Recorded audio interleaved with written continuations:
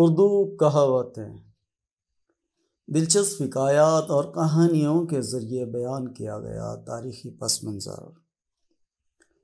مصنف ڈاکٹر شریف احمد قریشی، آواز اور پیشکش آصف بالسین۔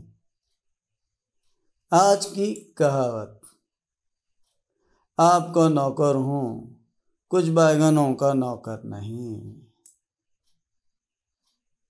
معنی مفہوم: آپ کی ہاں میں ہاں ملانا، جو کچھ کہتے ہیں اس کے تائید کرنا، جھوٹ سے کوئی مطلب نہیں۔ اپنے مالک یا حاکم کی جی حضوری کرنے والے کے لیے یہ کہاوت کہی جاتی ہے۔ حکایت، کہانی، پس منظر۔ اس کہاوت سے متعلق اکبر بادشاہ اور بربل کے مابین گفتگو مشہور ہے، جو کچھ اس طرح ہے۔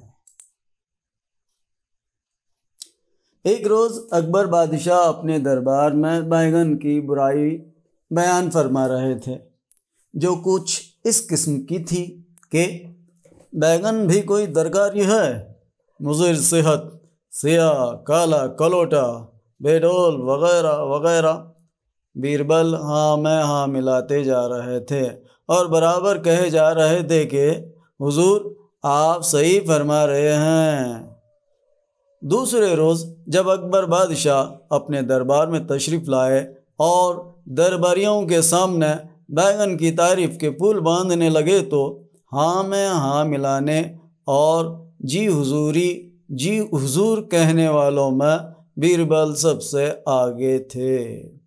اکبر بادشاہ متعجب ہو کر سوچنے لگے کہ جب میں کل بیگن کی برائی کر رہا تھا تو بربل ہاں میں ہاں ملائے جا رہے تھے، اور آج بیگن کی تعریف کر رہا ہوں تو بھی جی حضور کہہ رہے ہیں۔